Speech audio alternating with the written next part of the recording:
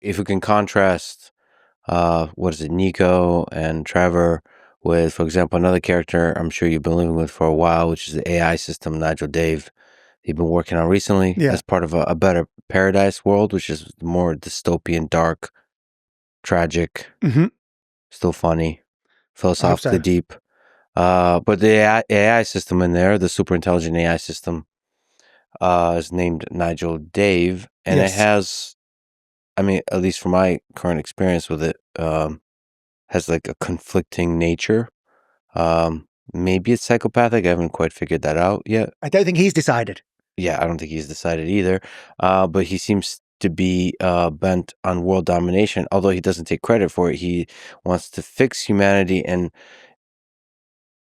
it seems that the children, quote unquote, that it creates are the real monsters. And actually, there's a really interesting idea there, which is maybe it's not the AGI, ASI we should be afraid of, but the children it creates. Because the AGI has this human-like good and evil in it. It's conflicted. It's chaotic. It wants to be human. It wants to be loved. Maybe it wants to love. But the children, the monsters it creates, are the ones that are doing the world domination, the maximizing paperclips. Anyway, that's a character. You have to build that out. You have to think through that. So you've been living with that one for a while? Yeah, I've been living with him for the last few years, on and off. I felt with a lot of portrayals of AI, they tended to be one note, and AI was sort of infinitely clever, but didn't really have much purpose apart from to kill everybody, and was just this kind of sort of Borg-like fog. And I was like, that's fine, but maybe we can do something, more interesting. AI is being built by humans, and humans, and built by computer engineers. And there's a lot of power struggles in any computer engineering team. So I just wanted to explore the idea of it was built by two lead engineers who didn't like each other. So Nigel Dave, who's renamed himself, they wanted to call him something sort of primal Adam. And he renamed himself Nigel Dave because one dad was called Nigel and one dad was called Dave. And, just he's riddled with these conflicts and riddled with his it's going to become clear in the next, or clearer in the next volume of the book and in the game. He's riddled with his dad's previous careers, but he is with the idea of he's almost infinitely intelligent, or can learn almost everything, but has zero wisdom. And so the only thing he knows, and then he's seeing the world through the internet. The most he can do to be in the human world is hack into someone's phone and watch them. But he's stuck, pressed against, he can't actually get into our world. So he can control people's minds, arguably, but he can't control the world. And so he wants to be human. He wants to have these human experiences. He sees all this stuff on, the internet and goes, oh, I want to get married. I want to fall in love. I want to, because that seems fun. I want to have, he's a digital creation, so he wants to have metaphysical experiences, and he's trying to imagine what that will be like. Oh, that's what children are. That's what love is. And he's so I think but he might be a sociopath, and he certainly has sociopathic tendencies, and but then he kind of thinks that if he can imagine good and try to do good, that will make him a good AI. So I think there's something sympathetic about him. And I kind of like him as a character, but I don't think he's going to be the protagonist. He's more a side character. But an ever-present one. Yes, or nearly ever-present. Occasionally he sulks and goes off and hides somewhere and stops paying attention. Yeah, but there's some characters that really create a flavor of a world. In his world, he was built as an AI agent for this digital, large-scale, massively multiplayer video game these people were trying to build. And so he's almost like God in his world.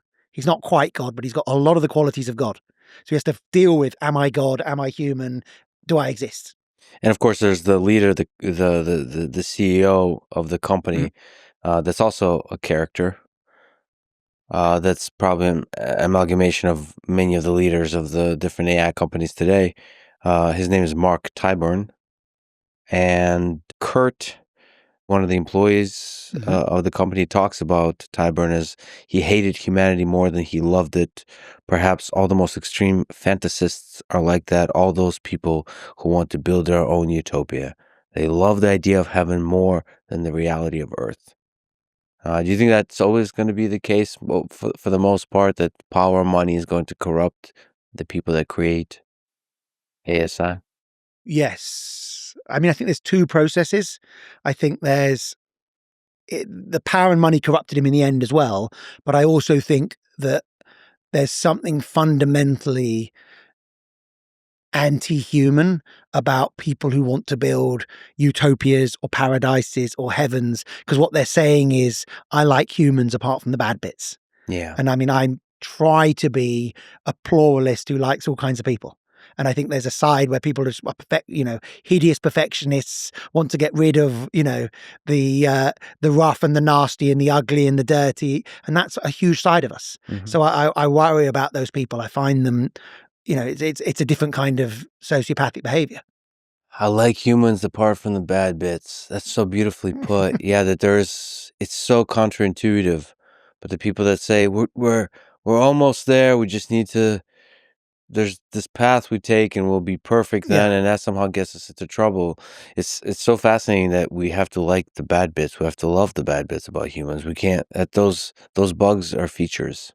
Yeah, and there's bad bits, and then there's flaws, and I think we're all flawed, and we can really try to be better people, but we still have to accept that we're flawed and we're not perfect, and we have to accept that in other people. And I think when we do that, we're more human, and that's probably usually the right course. I mean, it really is a return to that Solzhenitsyn line of the line between good and evil runs to the heart of every man. And he also, like, the full description of that is really powerful, which is the line moves as from day to day, from month to month, throughout the life of the person as they understand better and better, and as the perspective shift, as you evolve, as the world around you evolves, as you gain deeper and deeper understanding, and as the flaws in this combinatorial way affect your own understanding of your own flaws and self-reflection. So yeah, it's a beautiful mess, and all of us have that line. Yes, and I think when you forget about that line, then you get in real trouble. When you forget there's good and evil in you, in others, in the world, that there is both good and evil, and there's certainly good, and that all we can try to do is be better. And it's funny that Nigel Dave, by the way, I liked, and it grew on me very quickly, has that line and is struggling with it. It's fascinating to watch. It's really, as a character, and there's also going to be a video game of A Better Paradise, potentially? Yes. Okay. Yeah, we've got that in early development in Santa Monica. Oh, nice. And it's pretty fun. It's very early, but we assembled a really fun team, and they're doing amazing work. So it's a pleasure to work with them. I mean, it would be so great, and I suppose new for you because it's kind of near-term future.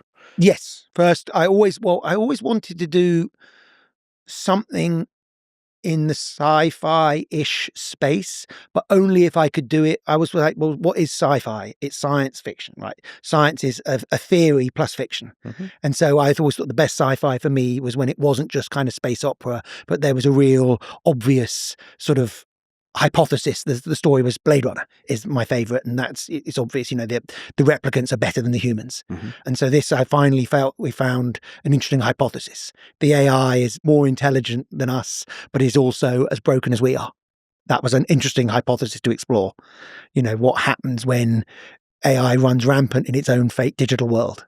I felt that we had a hypothesis that was worth exploring and could give us some really interesting visuals and give us a really interesting story to tell. And it would be incredible to create a sort of AI video game as the world is developing smarter and smarter AIs. It allows us as humans to play the game and to reflect on the thing that we humans are creating. It's a real commentary as the thing is happening. Mm-hmm.